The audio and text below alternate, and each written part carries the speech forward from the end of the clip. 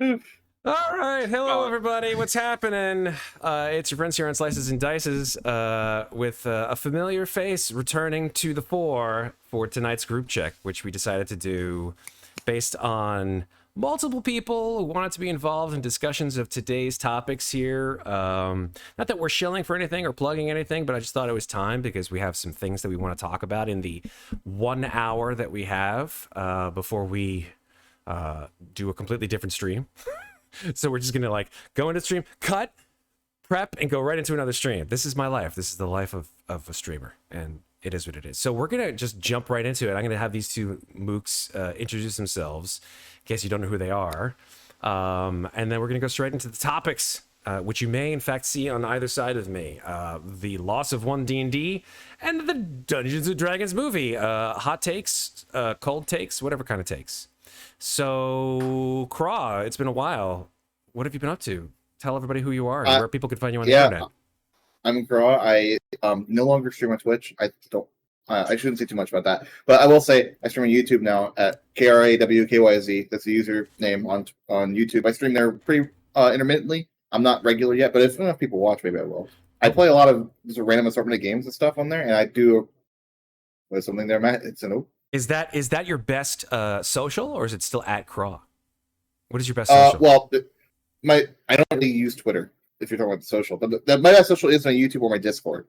So okay. Discord's the Craw 3411. So I was going to add that next. I was chilling for my own YouTube channel. Tell you what, just because no, absolutely, it's KRAWKYS. Is that right? Z. KYZ. All right, cool. I'm gonna just adjust through the magic of the internets. If I snap, bam, there we go. so that's his down there, bottom right hand corner. That's his appropriately adjusted @ symbol on YouTube. If you want to look him up. Yeah, I don't know if it's an ad. You have no idea how YouTube @ symbols work. It's weird. All right. Anyways, but yeah, I also Discord. I do technically have a Twitter. I don't change it. I think it's still Craw Pharaohs. I don't look at it at all. I mean, I do, but other things aren't related to D&D. I don't actually post anything on it. It's fine. I got you. Yeah. Discord's the best place to contact me. I'm with you. All right. And then, of course, Patrick Barron. Patrick, how you doing? Hi, I'm Pat, Whiskey Wizard. I am here on the channel every once in a while, and if you stick around for an hour, you can find me on Matt's Only Feet stream a little bit later. Wow. Only Feet stream. Hey, that's new. I didn't know we'd make that joke here. That's not the stream we're doing at 11? No. We're doing a different... Oh, Blade Runner. Sorry, there we're doing Blade Runner in an hour. But until then... Let's talk about D&D. Oh my god! Yeah, I didn't know we could make those kind of jokes here. That's cool. And it was open. Sorry, I had so much time to prep that bit while you were introducing Craw. I don't think it's technically against terms of service to mention that, but hey, it is what it is. Hey folks, what's happening? I'm Matt. You can catch me here on Slices and Dices Thursdays, Fridays, and occasionally Sundays when we stream here. All kinds of role-playing game content. Here on the channel, and if you're watching this for the first time on YouTube, go ahead and give us a like, subscribe, and hit that bell icon for more content coming your way. So tonight we're going to give our triple-headed dragon group check hot takes on several situational topics that have occurred in the last, say, week to 2 weeks, or maybe longer. Let's talk about the situation with our favorite publisher of role-playing game content, it is Wizards of the Coast. Wizards of the Coast have decided to take a sharp left turn at Albuquerque with the purveyance of their next generation of the Dungeons & Dragons game, which they have previously titled, or previously named, One D&D. Perhaps it was a little too close to Sauron. Perhaps it was a little too close to a variety of singular thought processes to think that you could only have one D&D and that was it. It just probably got under the skin the wrong way, and things went, shall we say, tits up in a lot of different ways. First, of course, at the beginning of the year, there was the OGL scandal and the fiery fallout from that particular shit show.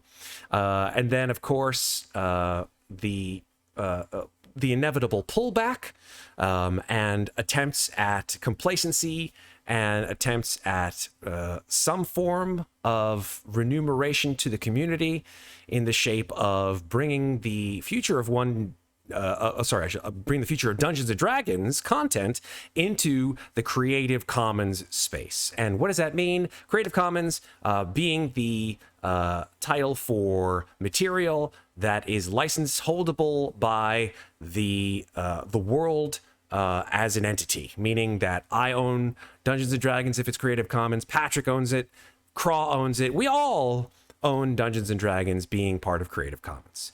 So that was a thing. There were a lot of creators who were upset by that and upset by the idea that that the Dungeons and Dragons in and of itself would be a licensable commodity that would be away from the original open gaming license that it was created for in the first place, and that Wizards of the Coast would be essentially attempting to use said IP to attempt to squash the competition and rein in any third-party producers or third-party content creators that would attempt to make money off of their brand. But in knowing, of course, that the insane popularity of the game that has only ballooned over the last certainly 4 years, but I would say perhaps since the initiation of 5th edition, which actually, if you think about it, is just about 10 years. We're getting close to the 10-year mark, is in no small part due to these third-party content creators and providers. And so, in a way, the community probably felt extremely betrayed by this move, and in doing so, had the inevitable backlash. So what does Wizards of the Coast do? Wizards of the Coast decides that they're going to have a Creator Summit. And what does this summit essentially do? Well, good question. We're going to go ahead and say that it had the intended effect was to purvey the next generation of D&D, whatever form that would take. The first piece of news is that the One D&D brand, which is essentially what people were calling it, as it was, I guess, offensive to call it D&D 6th edition. They intended to just call it One D&D, which would sort of be the all-encapsulating everything it's just D&D. There's no other branding, there's no edition, etc. Bam, that's it. That is gone. Right? That was their first sort of big hit announcement, in that One D&D is dead. Long live One D&D to some degree. But One D&D as a brand, as a title, as a next step is gone. We are instead, however, according to the designers and creators of the game, moving forward in a revision of 5th edition. A sizable revision, in that several products that were available in 2014 are now going to be revised and sold as a sort of a watermark edition for the new edition, or the new revision of 5th edition, available to the public in 2024. So I'm going to start us off there with that information, because I feel like I've been talking a little bit too long, and I want to sort of get the hot takes from our special guests here. Craw, how do you feel about this move? I mean, it makes sense, a lot of sense, actually. If you think about One D&D's track record so far. It started off with a really big high, actually, with those initial betas that sent out, and a lot of the places, it seemed like everyone really liked it. There were like small problems here and there, but people were nitpicky. I included. But then once they released that big OGL, like you mentioned, that issue with that kind of backfired. I think they looked at history of other boycotts and other issues they've had in the past, of not Wizards specifically, but other games and video games too. And those tend to not work. Usually, like, people will complain and people buy it anyway. But the D&D community is very, very engaged with that kind of third party. I engage with it. Everyone engaged with third party. Everyone engaged with the first party with Wizards of the Coast. So when they introduced something that almost is universally hated, I don't think anyone was in favor of, besides some parts of Wizards. They had such a massive backlash, probably more than anyone expected, including me, that it just tarnished that One D&D name. If you Google One D&D, I'm sure you find articles on it. So, I mean, at that point, you have to rename it. You can't stay with that name. And so they just go back to one thing they already have good favor with, which is 5th edition. I mean, it's not a bad idea. We'll see where it goes. Mm-hmm. The licensing stays as it is. I'm hopeful, but I'm always a little cautious, especially because they burned all their goodwill. Oh, they totally did. Absolutely. It's sad to say that there's a lot of trust that has to be rebuilt with the community in order for them to get back to where they were. Even though, to be perfectly honest, people in protest, instead of burning bras, they just deleted all of their D&D Beyond accounts. But as soon as the Creative Commons move was made, the vast majority of those that terminated their accounts jumped right back on, which is. It is what it is. It did have a tertiary effect, which is that for those who wanted to view other game systems, especially ones created, say, by the competition or by third-party creators, those that interest was amplified tenfold, introducing essentially, their audience, their marketplace audience, to a great number of systems that they probably would never have even thought of bringing them in contact before. And to some degree, I think people trying those different systems and those different marketplace editions were intrigued by those particular systems and may have migrated off. We'll see. Patrick, what's your take on this whole deal? Well, I mean, kind of as you were saying, the attempts to move forward and patch what they're doing makes sense from a business standpoint. You want to continue bringing in new fold. But this, I think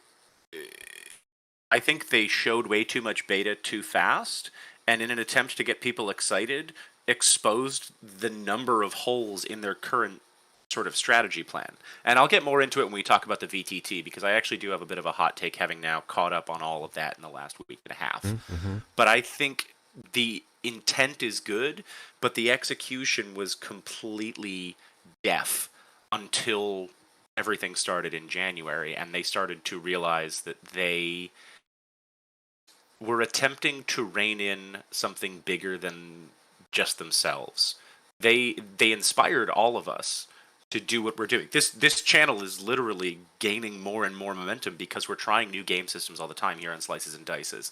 And I know I sounded like a pundit at this point, but we're having more fun because we're trying some funky stuff out because we all started with 5th edition or further back. Mm-hmm.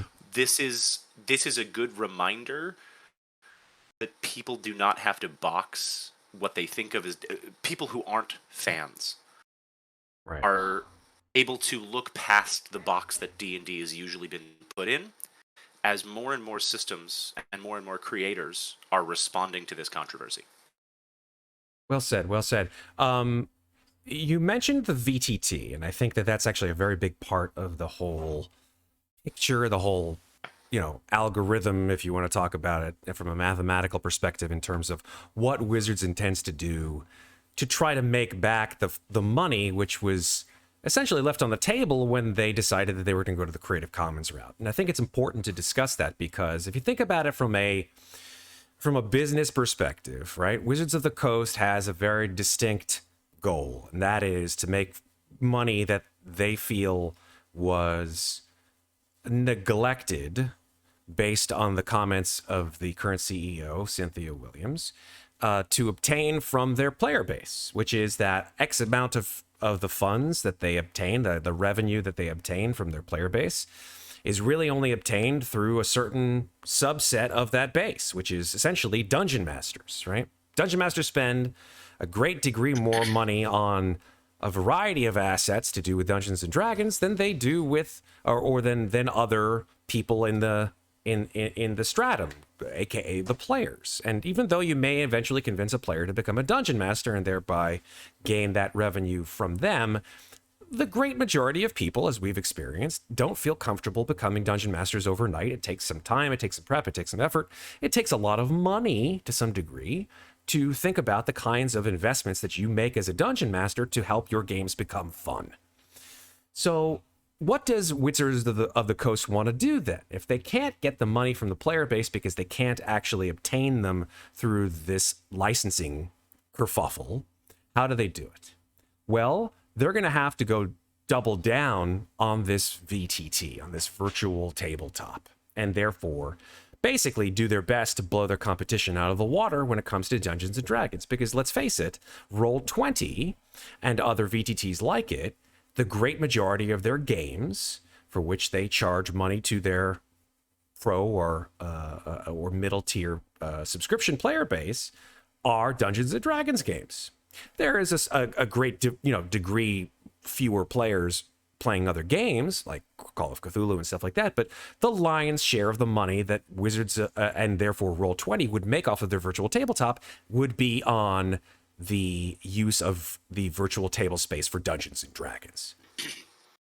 So the VTT is a big investment. There's a lot of money behind it. There's a lot of push for this thing to be a success, because if it's not, it's gonna basically, I mean, I would think that, Cynthia Williams and Chris Cox are gonna find themselves in a very untenable place come 2024, because even though you may have book sales and to some degree virtual asset sales, the VTT is where you're gonna have recurring revenue. So let's talk about the VTT a little bit, actually, since we're on the subject. They've shown us now what it looks like.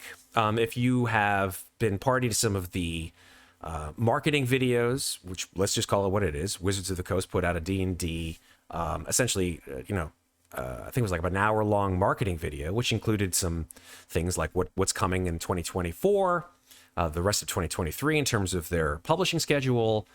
Talked about how Joe Manganiello is doing a retrospective on the history of Dungeons & Dragons, considering next year is the 50th anniversary of Dungeons & Dragons. Lots of things happening in the D&D sort of video sphere, and one of them is showing this this demo of the VTT. Craw or Patrick, did you have a chance to take a look at that demo before the summit? Yeah. Of course. Go ahead, Patrick. I don't watch it. I did, which is where my hot toddy take is actually coming into play. Having watched the video and seeing what they were displaying, this is the one where two gamers were sitting down with the laptops and actually testing through some of the stuff. I think it was the second or third video that they released. But what was interesting about watching this video is having everything provided in a three-dimensional token, semi-customizable, they'll get to it later, approach to a board, is that while it is going to make it easier to do what we already do, Zoom games, connecting people from multiple places in a single table.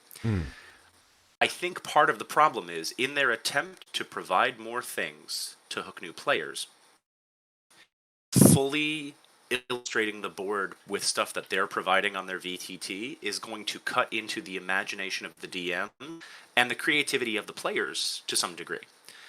There's, plenty of people, I'm sure, who have been playing far longer than me and my 18 years can talk about the fact that there are some players who can visualize a battle map very well, and some get a little lost without it. And that's always been a back and forth about whether people get disinterested in D&D. So I see from a practical point of view why something very visceral like this is an appeal to them.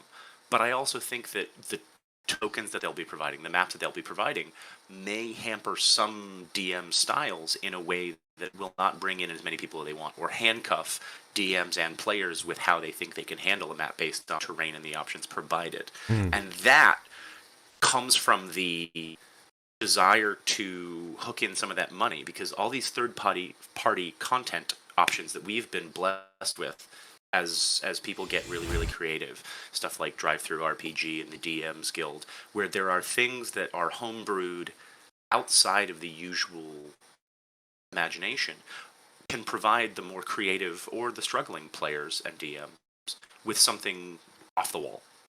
And I think that this is getting backlash because it may be classic and firm in formula. We want something even more than that. What we want as players at this point, having been saturated, is asking more than they can provide right now. I would argue, I guess, from the perspective as a competition, the real two big competitors, really the biggest one is Roll20. The other one I've heard of is Foundry.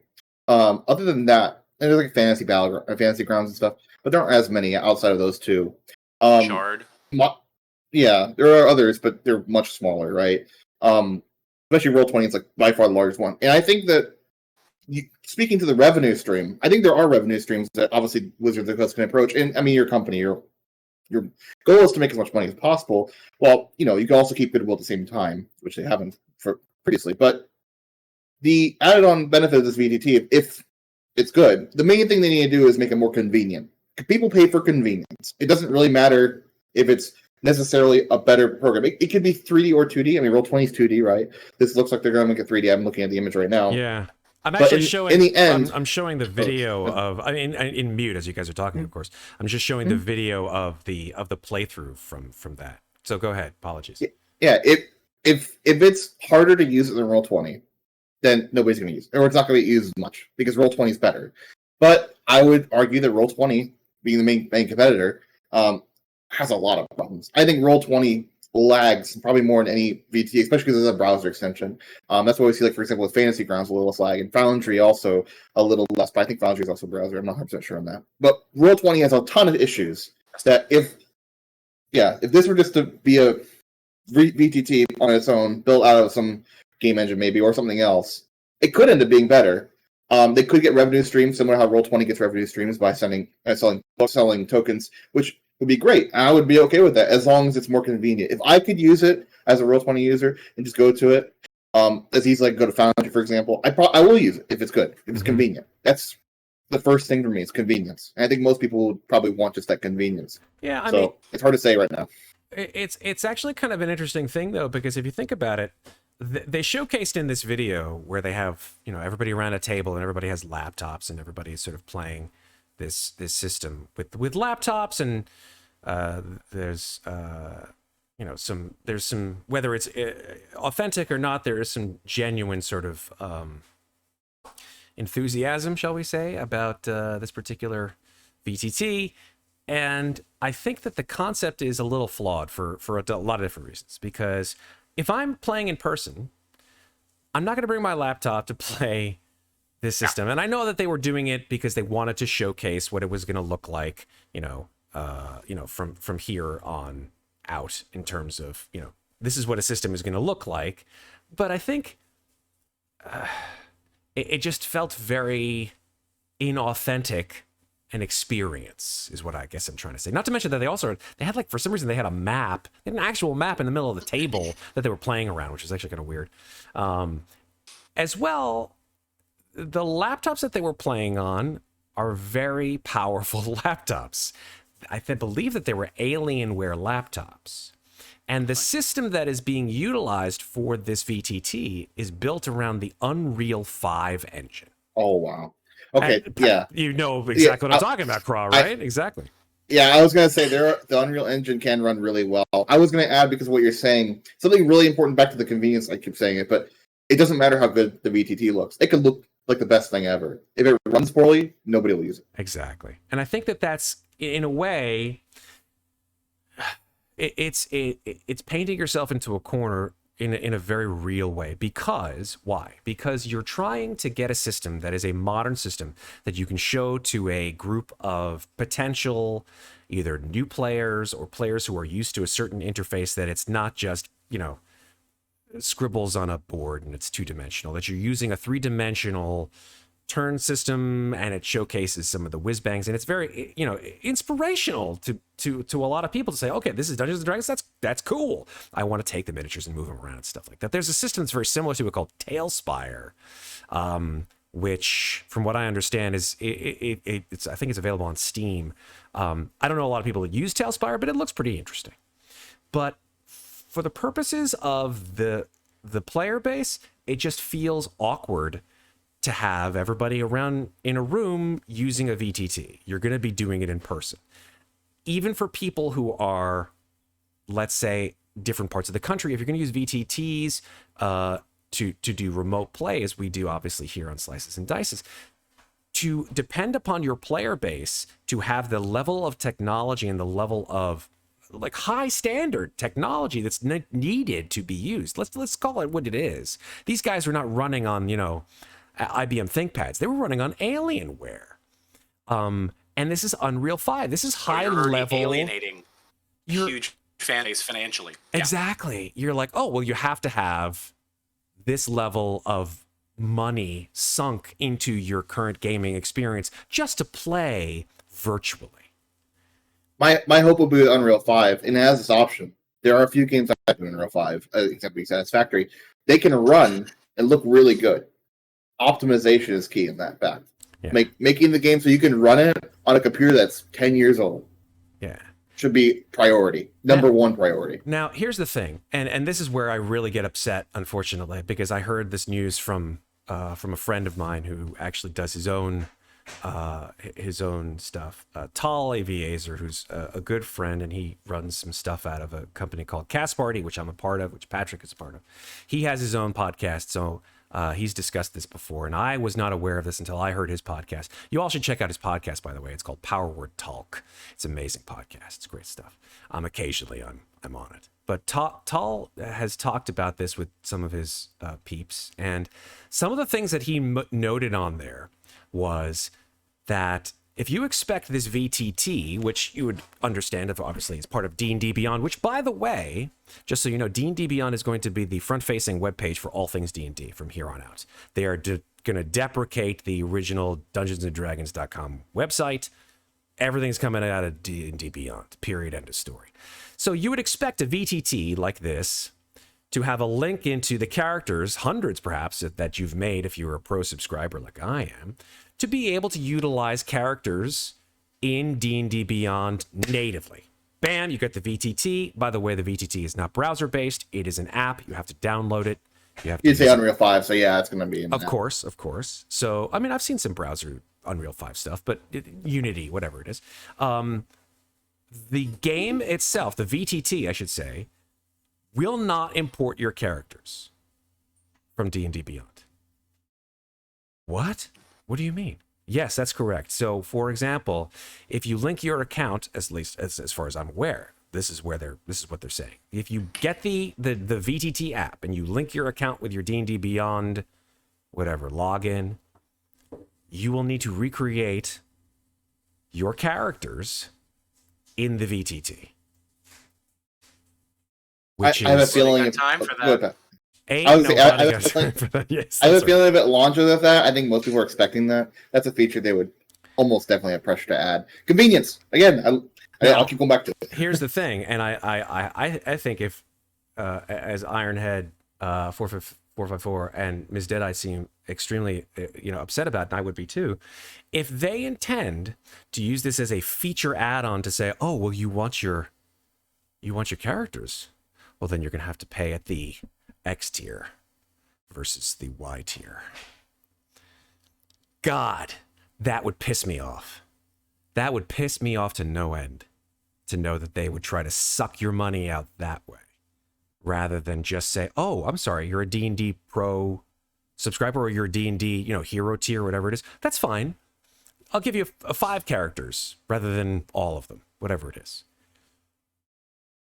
They don't seem to be leaning in that direction, or not. I don't know what it is, but if that's the way that this thing is smelling, I smell utter horse shit, and I am not a fan. So we'll have to be careful. Let's see how it comes out. It's I don't know if that speculation or is that actually confirmed, or no, it is confirmed. I'm just gonna remove the 1D. I'm gonna make the logo a little smaller so I can get chat in. I've been talking. No. It is confirmed that you're not going to be able to pull your D&D Beyond characters into the VTT. You have to recreate them. I feel like a lot of the talk between the summit and very public posts after the OGL situation started, there are some people at the company that are trying to mend this bridge, but there are parts of it that truly just seem like a weird money grab of, well, we would all assume if you can't beat them, join them. Somebody in charge is a cliche, big-bellied, cigar-smoking producer who says, I want all of the money to swim in, and everybody has to give it to me. Because the decisions that they're making seem to struggle with the execution of what should get us excited. I would hesitate for that cliche only because I think generally either there are people disconnected with the reality of the situation, and when I think they genuinely were surprised by the pushback. Now they may have had malicious intent, but usually it's just for a company, right? The number one thing is to make money, and in the end, if they could make the goodwill can make you more money. So my hope would be that they wouldn't do that, but I can't say for sure. I would just be cautious. Yeah, I mean, I was super disappointed when I heard that. I was not happy at all. Because if that's an indication of the way that they intend to squeeze money, like I get the microtransaction shit, I do, and I'm already doing it with D&D Beyond when I pull this asset from this thing and add this asset or this character or this NPC or this monster or this spell. Totally fine, get it. Right? If I want to have my tiefling have curled back horns instead of front facing horns, or if I want my tiefling to have purple skin instead of blue skin, whatever it is. But if they're going to micro this to death, including the revenue stream for using characters that I've already sunk time and money and effort into creating on D&D Beyond, and you want to use it with our VTT? That'll cost you a little bit more. Fuck you. On top of what we're already paying just to have that many characters and the source books. Yeah. Like, as a DM using D&D Beyond right now, I have struggled at times to make the financial decision of, do I buy the paper book because I'm actually going to run this around a table here in New York, or do I buy the digital because I want to be able to look at it on my phone while I'm on the way back to my house to run a digital game on Zoom and Roll20. Right. And the fact that is still a problem that isn't entirely solved. The necessity between digital purchases and hard copy purchases is going to get worse when we try and move what started as a hard copy around the table existence into the digital platform. Absolutely. So let's not sink our absolute hopes for the VTT on the perspective that it may in fact be a situation that just pisses me off to no end. I will say, from my perspective, from what you said, Unreal 5, I think is a really good engine. It's great. I've not helped. Yeah, I mean, if I don't personally use D&D Beyond, so I could see the problems with it if you were to use that and not have the link. I would like to see what they finally release, because there's a lot of people in the D&D community are so engaged, especially with D&D Beyond. I mean, that's one of their biggest things. Like, people are more likely to buy the VTT if you can import the characters. Completely. I don't even know what to say anymore with this. It just gets me so upset. I'm sorry. I like the look, but I'm very skeptical. And I think that if they weren't trying to rush it out this year and next year, I think they waited a year or two and really worked out some of the kinks, they could avoid the Cyberpunk 2077 problems of it all, where they put it out, people are being told that it's this amount of technology, this flashy, and this top line, and then because they got it there so quickly, and I think this is also a pandemic problem. How many games came out in the last 3 years because people knew we were sitting at home, needing to fill our time, and would be playing games that aren't fully finished games? I think if they took some more time with this and they made some of those features included from the get-go, and then built in a package, not a microtransaction, packaged books, packaged adventures, packaged skins or class options, but I mean the class option should be available anyway, right? Then that might earn more goodwill towards getting people started, and then certain maps get unlocked when you purchase this digital book, or you're attached to the D&D Beyond account for this campaign, and somebody in the campaign does it. The linked features that existed before the D&D purchase, and the nature of how to incorporate homebrews as DMs, how to drop a magic item in someone's inventory, are the ways that you can specialize some of that, but not make it a full microtransaction. I think it's a delicate line, and their balance is wavering. One thing you said that really troubles me is that you compared to Cyberpunk 2077. One thing that they did, I think, with the OGL back in January, they thought they could get away with it. Really, I think that's what they thought. They thought that they could pull what a video game does, where they make a whole bunch of bad will, but everyone buys it anyway. Yeah. Similar to Cyberpunk, they got away with it. I mean, let's be honest, with Cyberpunk, it sold really well, despite the fact that it launched like complete, very bad. If they do the same thing with this, which might be likely considering if that's their thought process, to copy the video games, even though D&D is very, very different from a video game. You know. Oh yeah. Hopefully they don't release That's the it. other problem. Well, yeah, they should definitely. If it's, I hope it's not coming out this year. I really do hope it comes out next year because I don't want to see it rushed. I don't think it will come out this year. I think that they said it's in closed beta, family and friends beta kind of stuff. And I think that as they learn more about how it functions in the wild, they'll slowly begin to release it to probably a small group of streams. I don't think it's going to be usable on streams. I mean, I'm just going to say it out loud. I don't think that it's to be used. I don't believe it's going to be used on ours. That's for sure.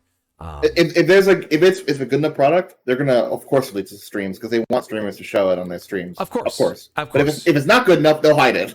Oh yeah. But pivoting for a second, because I want to just move quickly because we've got 20 minutes left. But I want to spend just a little bit of time with discussion about the summit, right? The actual D&D summit that happened about, oh gosh, I think it was about a week ago, where the creative community, what they called creative consultants, were invited to this summit. But it actually turned out to be a group of influencers, which are not really necessarily creators. They're just people who... It's adorable. Which I'm like, okay, I guess that's your idea of creators. That's fine. But they're influencers, right? They wanted to make sure that the word about what's happening with D&D and the bad press and all that crap got out to the right people and made sure that that they were going to use their pulpits to try to repair all the bad shit that happened in the past. Instead, what they got was a whole bunch of people who were actual creators of the game, third-party creators, going, what the fuck? This is a creative summit. It is a creator summit. You're just inviting a random assortment of guys with big mouths who don't necessarily create anything except YouTube content or tweet on Twitter or bullshit like that, versus the people who actually make you money, like me, or like him, or like him. And some other people who have connections decided that they would get in contact with the folks at WotC, and guess what? The D&D Creator Summit began to pull in those people into it. And what came about from that was a giant mess.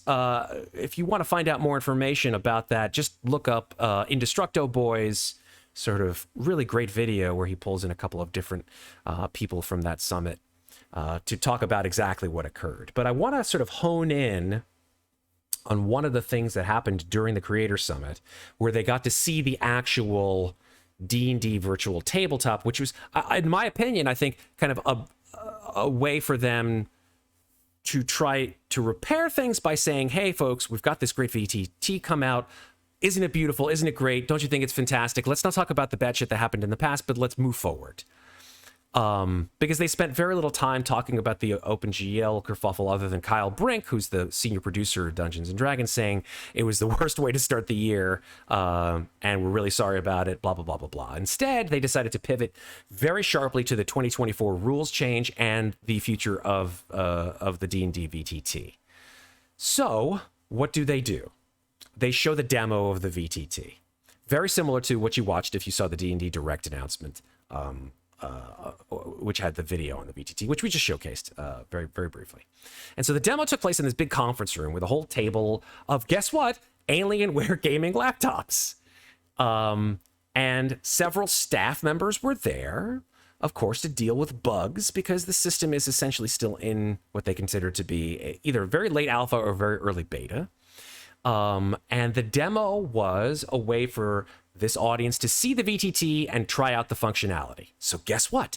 They threw them at the VTT demo. They played for about 30 minutes, and it was that same version, which actually, I beg your pardon, it's actually a pre-alpha version seen in the D&D Direct video. So there probably were some bugs and some issues and stuff like that. And the interface was, according to what they said, relatively straightforward. You click on the mini, you see a menu, you click on the icons, etc., or you click and drag them. Very loose game. Not a whole lot of bells and whistles on it. Not a whole lot of different localizations. It was all in English, but of course, I think that will probably come in time. And that's when people found out that you cannot port things from D&D Beyond. That elements from Beyond, meaning monsters and stuff like that, are copied at the database level to the VTT. But beyond that, you can't make a custom monster in D&D Beyond and bring it to the VTT. You can't modify a monster in the VTT. There's a lot of problems with it. And the worst thing is that they don't know the technical specifications needed to run it. When it was specifically asked of the summit of what seems to be a very sort of very angry audience, considering that there was a lack of regard for answering questions. One of the main questions that was asked about the VTT is like, okay, you want us to say, great, we've played it. What do you need to run it? And the answer was, we don't know. So I'm going to ask you guys a question. I'm going to ask you a very simple question, which is, hey, if someone gave you a game to play, a video game or an online experience or what have you, and then you ask them, well, what do I need in order to play? Well, like, what are the systems or specifications? And they go, well, I don't know. It's just try it out. It's fun.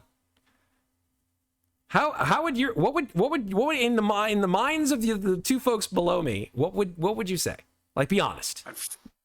I would flash back to 1992 and remember my parents being baffled that they had to buy me a new console for Sonic the Hedgehog. It's absolutely unnecessary to buy a brand new computer just to run stuff I've been playing every day. Well, not every day, but quite a bit for the last 15 years. Maybe it's my first hot take of the night. If it's a game and the game is finished and they don't know okay, sure. But if it's a pre-alpha, it makes sense they wouldn't know what the specifications are if it's a pre-alpha because they don't know most of the game yet. It really depends how far along in development they are. If they're like near the beginning of alpha and they still don't really know, like they couldn't give you an estimate, okay, that's too far. But if it's like we're still developing, we wanted to just announce it, and you guys could play like 30 minutes of it, which 30 minutes is very, very short. Sure. I would be hesitant to say it's a bad thing necessarily. It could end up being a bad thing because they may be scared to say it needs to be this high amount of. I think that's processing. Look, I'm not a tech pundit. I don't know systems as well as the average person when it comes to technology. I've, done my share of building computers and all that jazz, but I don't know the system specifications for games. But in my opinion, if you're using a virtual tabletop and you have a relatively well-crafted system that has the ability for modulation, moderation, whatever, custom craftsmanship, so to speak, if you want to be able to have your own experience, as we all do within a system that is as open and as diverse as Dungeons & Dragons, you're going to want to keep it to the lowest common denominator. That's just my opinion, right? World of Warcraft, massively multiplayer online system, does not make their game for the high-end system. Sure, you can buy your friggin' tricked-out rigs, whatever you want to, but they don't make their games when they are developing them for high-end systems. And they have espoused that at every level, which is the reason why they have so many people in their subscriber base. On that, you're 100% right. If you talk to a lot of large computer any game development software, at least, and this is like we're making Unreal 5, right? So it is a game in a way. The hardest thing to account for is different systems. And I think, hopefully, my hope would be, and this is just completely speculation, right? My hope would be that in the future, when they do it, it's not they would show off, here's a really old computer at the lowest settings, look at the game, it runs okay. It doesn't look as good as it would on a better laptop or a better computer, but it runs okay. That'd be my hope.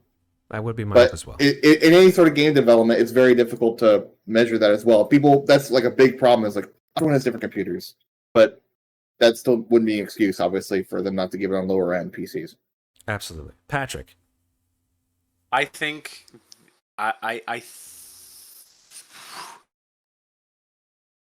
the reading up on this entire summit, I think, is showing Wizards how deeply the problems in January are going to continue spilling over and how badly the bridge has been burned. Because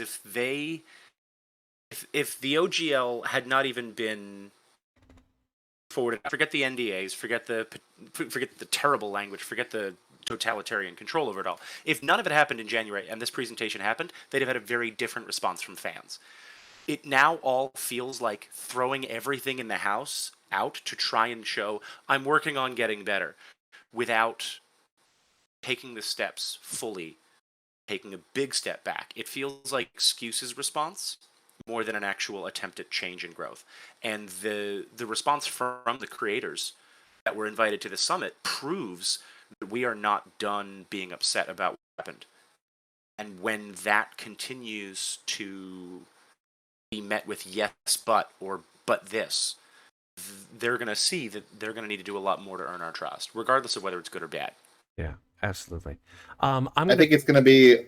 Go ahead. Sorry, I was going to say I think it's going to be a long time before they recover from that. I think they exactly like you said, exactly right on point. Had that OGL not released, I think we would not be talking about this all day. It'd be like, oh, it would have been non-issue. Oh, cool, look, it's nice. I don't know. I think when the VTT first came out, even before OGL Gate, I think that people were a little bit concerned about it. I think people didn't know how that the whole marketplace was going to be affected by it. They didn't understand the need for it. They didn't understand the whys and the wherefores and how it was going to connect to D&D Beyond. But I'm going to go ahead and say this because I've just been messaged a specific set of facts, which actually have been from someone who was actually at the summit itself. There was a specific sit down with the developers. One of them was a guy by the name, I'm just getting his name here. Someone just sent me this link, so sorry about that, folks. This guy's name was Cale Stutzman, who's the actual... Yeah. Cale That man runs a tavern in Faerun. Cale Stutzman. He's the actual VTT game director, and he actually is he is a D&D nutball. So he's the right person to be on it, but he has had experience, obviously, in developing game systems. He first started sketching out the ideas for the VTT back in October of 2020. And there's a lot of information as to what he actually put into the system and what kind of things we're going to get. The marketplace, for example. His development strategy is this. In 2023, their focus is to support all core mechanics, intuitive player UI, and assets, DM game controls, and increase player testing and feedback. So that's all of 2023 is going to be about that. In 2024, character and miniature creation customization will be created. Encounter and world building will be created. A remixable content library, I don't know what the hell that means, and wider play testing, again, all of 2024. So it looks like it will not come out in 2024, but instead will come out in 2025. It will be live. And this is when this will be available to the player base, sharing creations with each other, sharing creation tools, community feedback loop, etc. So right now, the playtesting is just staff and their friends, extended to influencers after that, extended to D&D Beyond subscribers, unclear how they will be chosen, but it will not be live in 2024. So 3 years of initial development are going into this. A lot of money, right? A lot of back-end work, a lot of front-loading of cash are going to be done on the VTT. They are putting all of their eggs into the basket of this virtual tabletop. That is astounding. And I think that it sort of showcases where they are really putting all of their efforts, so much so that maybe, just maybe, they may be cutting back on others. But one of the things, and this is my awesome segue, watch how I work, folks. One of the things that I think perhaps may have had an effect on that was the Dungeons and Dragons movie. How did you fucking think of the movie, folks? We've all seen it. Those of you who have never seen, isn't that amazing? Look at how I weave like a snake. My notes. You have notes on the D&D movie. We have 7 minutes. We have 7 minutes. Let's see. Yeah, we have 7 minutes to talk about the thing we planned. That's fine. No, it's better that we hammer out these things and our both frustrations and the acknowledgement that there are some good things buried, both in the revision, which we can get to in another episode, and the VTT potentially. But the whole situation is still sort of fucked. I agree. Yeah. I loved the movie. I thought that it was approachable and entertaining as a one-off, and if it never gets a sequel, then gosh darn it, we got something that felt like a real actual campaign episode. People could also look at that and go, it was fun. And then I've got a bunch of notes about really cool Easter eggs for hardcore fans. Yes. I'll shut up. Craw? I was originally gonna ask Matt what he thought I would think, but I think we went on time for that, so I'll just say it. I watched it twice now. I watched it the first time on Wednesday, and my sister wanted to see it, so I ended up watching it with her. Okay. I actually really liked it. The first time I was kind of iffy on it. I was like, it's decent. It's better than average. And then I watched it the second time, and I noticed a lot more things I didn't notice the first time. And I realized it's very clever. It's very well done. It doesn't wow, it's like the end, but it does everything right and a little bit more. So it's like, for me, I would very high. I would definitely recommend anyone can watch the movie and anyone can understand it. It's very well done. There's a lot of reasons why. Ironhead That's what really worried. Matt thought, come here. I'll be like, oh, D&D Movie more famous. Ironhead 454 in chat. He likes something. Mind blown. In all seriousness, no. Honestly, in all seriousness, I am in agreement with the two of you as well. I came into this. We, as a group, myself, Sarah, Jonathan, Chris, and Vanessa, Slices and Dice's familiar faces to those of you who have seen many of our things, got exactly, yes, we got the map, we got the amazing piece of art. I did not get that giant D20 full of popcorn because they fucking sold out. Patrick, did you get it? Oh my god! Oh, that probably wasn't. That wasn't at my place because it probably wasn't official. Oh my god! These two things are official. Yeah. I love the map. The map is very soft and very detailed. It's missing 10 towns. Oh my god! I'm sad. I know it's zoomed out and it's too far west to see Thay. Whatever it is, what it is. I understand. But I understand. Oh, you got the D&D. Look at you with the fucking D20, man. You SOB, you got it. God damn. Wow. It's That's huge. amazing. You know how big I am. It's big. That's the size the of your size head. of my head. It's enormous. So, look, here's the thing about the Dungeons & Dragons movie that I want to talk about. Number one, it was aimed at the fans of this system. And although it, to some degree, had some flaws, they were overlookable. It was a fun time at the movies, which I think is something we all desperately need. I think that it is something that we want to go and experience, something that is akin to the kind of feeling that we get when we play these games, which is it's fun. It doesn't take itself too seriously. When it does, it makes us feel something, and it gives us the reason to keep playing, which honestly is the best thing that you can say about a movie like this. Let me also say that without the efforts of certain key stars in this franchise, this movie would not have been as successful.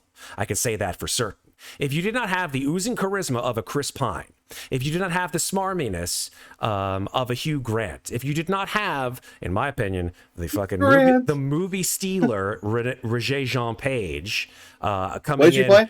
He played the DM NPC Paladin. That's exactly what it was. Who came in, basically did all the fighting for them, got the thing, gave them the sort of end speech, and then walked. The best was like when he walked straight over the rock. He just keeps going. Didn't walk around it. Character. So good. And a DM knows that a party's walking into a situation they're not prepared for, and a DM writes out a quick DM PC to be like, I'll be on the sidelines, you do the thing, and then the party goes, duh, and the DM PC has to step in and like showcase how to use the class abilities perfectly, one-to-one, back-to-back, and it's a narration visual moment. That entire fight sequence, the way the blades lit up, the way the armor, like a tricked out character that both made people go, I want to build that. And it's like, well, now you have to talk to your DM, you have to show up excited for character, and then you get the magic item. Yep, very true. I will say that the first thing, Holga. Yeah, she was my favorite character. Yeah. I'll be honest. She knew exactly the movie that she was in, and she played it so well. It allowed Chris Pine to be what he was. I will say, just for a general thing, I think, because we don't have a lot of time, I can see, my number one thing about the movie is the theming. It's a theme of letting go. It's a theme of, there are things that existed in the past. You need to make sure you move on from it. The dragonfly kind of symbolizes that if you want to point to symbolism. But also, Holga's husband letting go. Holga needing to let go of her past. Letting go of, spoilers, the character's wife. Just all that letting go is all really, really important. And I think that theming is really cool. It's really well done. It's done multiple ways through. It's a very good motif. I can't believe you just glossed over Bradley Cooper like that, dude. There were a whole bunch of them. There was a whole bunch. Right over the That scene was really funny. we're sitting in the theater. I'm like, is that fucking Bradley Cooper? Yeah. And I looked over and they were like, that's Bradley. What the hell? Did not see that coming a mile away. And yet, just showcases how good of an actor Bradley Cooper is.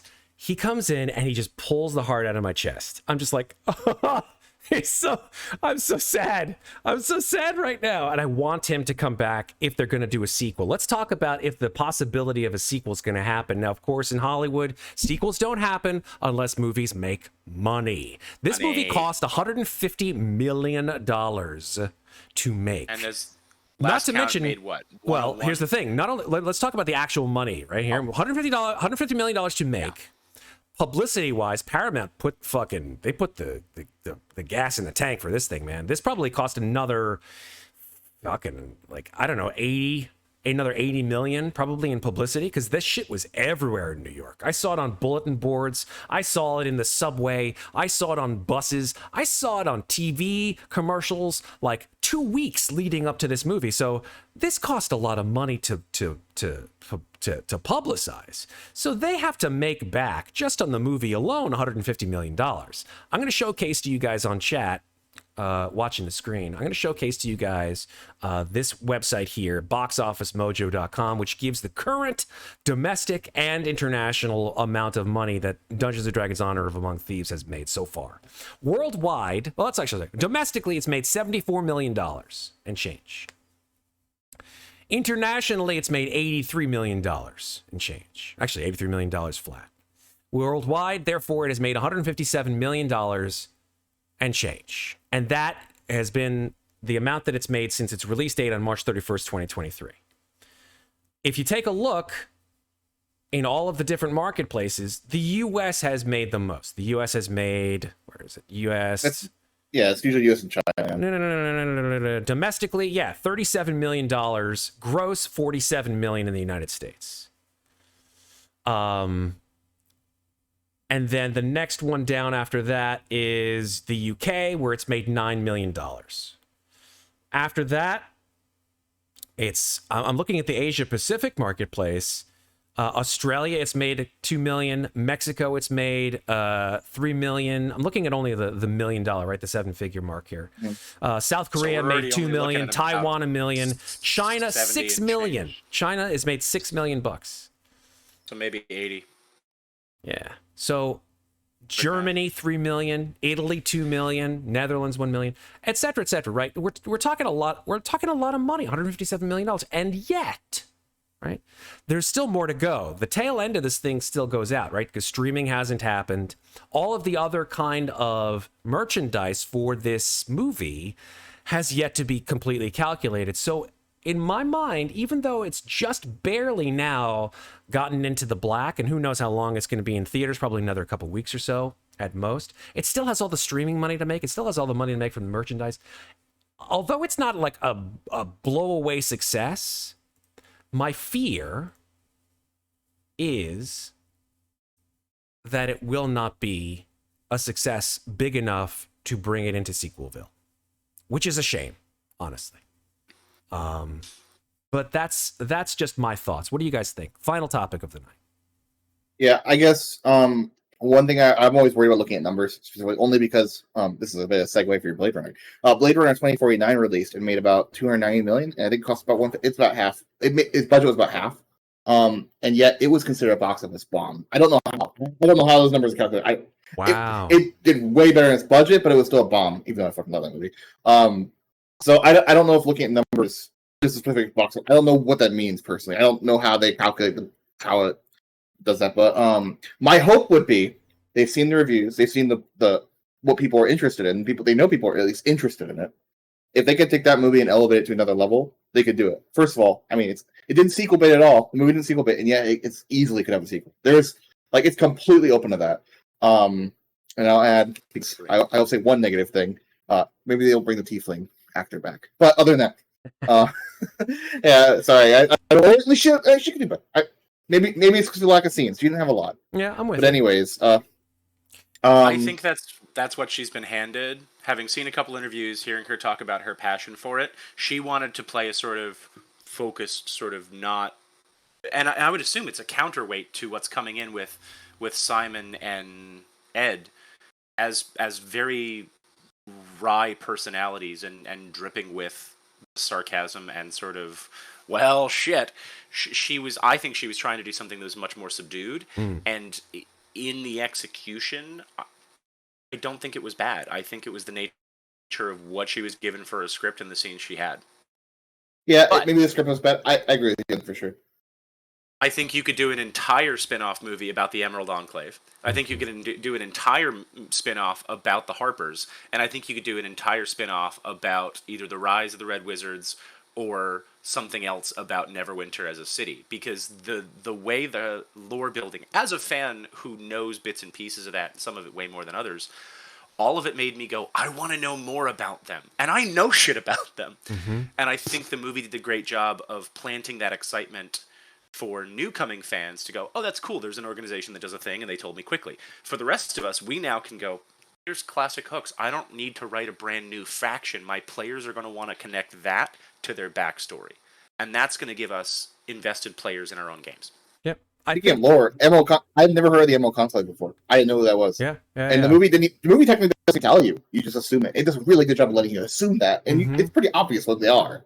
Yeah, there were a lot of Easter eggs and references and stuff like that, and they had some funny little things with like the original '80s cartoon stuff that was pretty funny.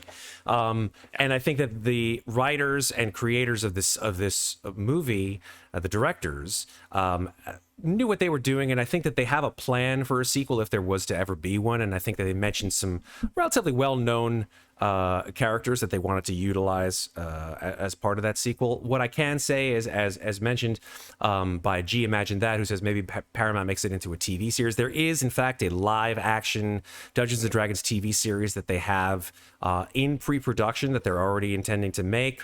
We'll see how that comes about, considering now the potential sort of slide out from this movie, and who knows, this may not necessarily be something that's immediately put into production right off the bat. But are we all forgetting about the old D&D trilogy? Just kidding. Sorry, I didn't say that out loud. How dare you beleaguer Jeremy Irons and his... Yeah! That shit is memeable. Amazing.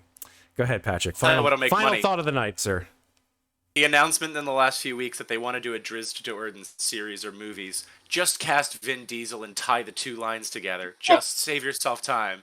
Too fast, too Faerun. Get it done, get money in the seats. Oh my god. I can't believe it. Then Holga's there. Oh my goodness.